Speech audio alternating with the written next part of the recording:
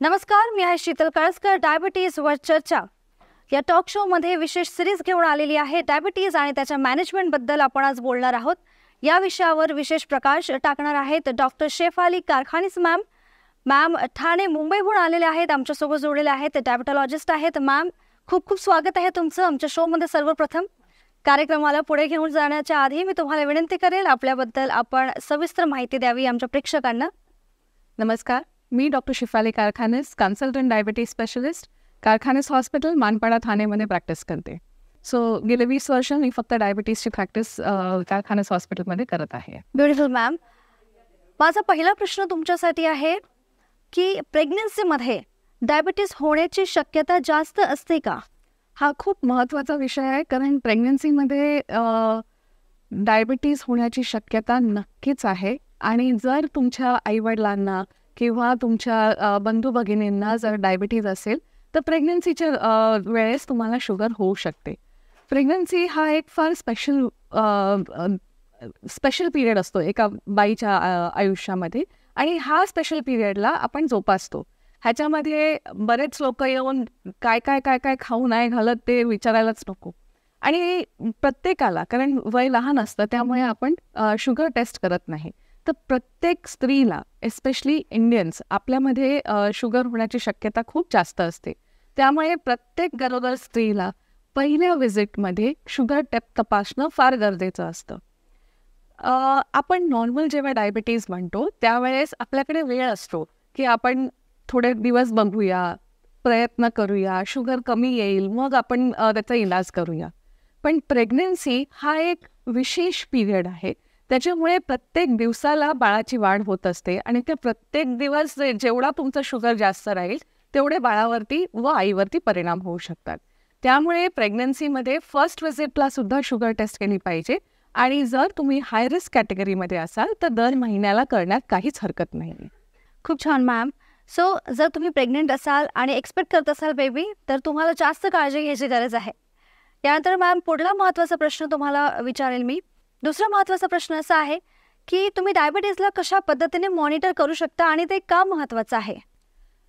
Diabetes संकेत देत नाहीत. Silent disorder म्हणतो आम्ही त्याला. चुपचाप येतो, आतमध्ये त्रास करतो आणि तुम्हाला लक्षात पण येत नाही, जाणीव पण होत नाही.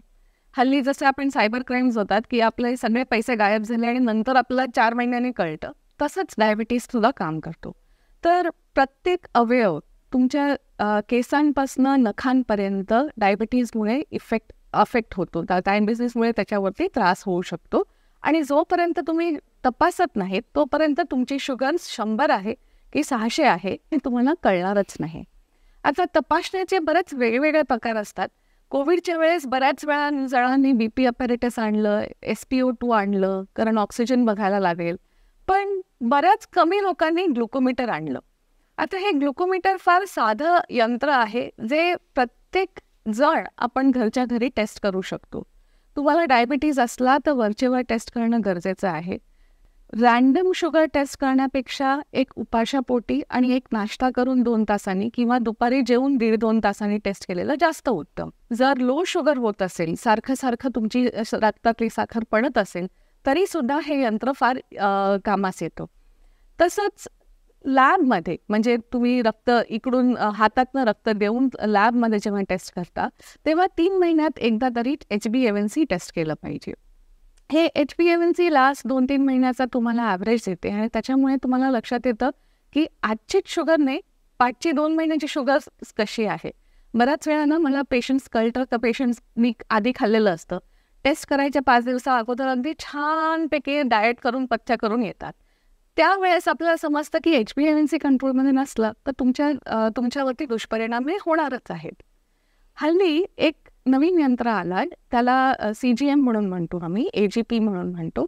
छोटंसं सेन्सर असतं जे 14 दिवसासाठी तुमचं रक्त मॉनिटर करतं की शुगर किती वाढते, कधी वाढते, कशी वाढते, किती कमी होते, आणि होते तर कशी होते, कधी होते.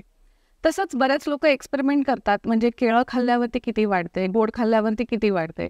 तर ज्या वेळेस तुम्हाला दिसतं की शुगर कशी वाढते त्यावेळेस पेशंटला जास्त अंदाजा येतो आणि ते थोडेसे जागृत होतात, थोडेसे सिन्सिअर होतात, असं मी म्हणेन.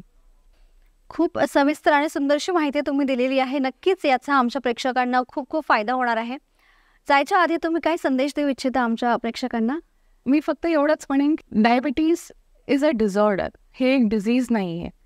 हे म्हणजे तुमच्या आयुष्याचा अंत नाही आहे. हा फक्त एक भाग आहे जो तुम्ही आपल्या आयुष्यात निभावून घ्यायचा आहे. तुमचं पथ्य, तुमचं एक्सरसाइज, तुमचं डाएट जसं असेल त्याप्रमाणे तुमचं शरीरसुद्धा तुम्हाला साथ देईल. तुम्ही काय खाता ह्याची काळजी घ्या, किती व्यायाम करता ह्याची काळजी घ्या. तुमचं ध्येय औषधं बंद करण्याचं नाही आहे. तुमचं ध्येय शुगर कंट्रोल करण्याचं आहे, कॉम्प्लिकेशन्स प्रिव्हेंट करण्याचं आहे. तर कधीही औषधं कधी बंद होतील ह्याच्या पाठी धावू नका. रक्तातली साखर कशी कंट्रोल होईल ह्याच्या पाठी धावा आणि तुम्हाला नक्कीच यश मिळेल. खूप छान मॅम, तुम्ही एक शब्द खूप छान बोललात की शुगर हे डिसऑर्डर आहे, डिसीज नाही आहे. ते तुम्ही डिसिप्लिन जर तुमच्या लाईफमध्ये आणलं तर तुम्ही शुगरपासून मुक्ती मिळवू शकता. डायबिटीज आणि त्याला कशा पद्धतीने आपण खूप छान अशा पद्धतीने कंट्रोल करू शकतो हे माहिती करण्यासाठी लॉग इन करा आमच्या फेसबुक पेजवर डायबिटीजवर चर्चा.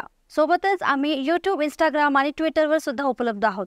भेटूयात एका नवीन सिरीज सोबत लवकरच. तोपर्यंत धन्यवाद. Thank you. Thank you very much. Thank you.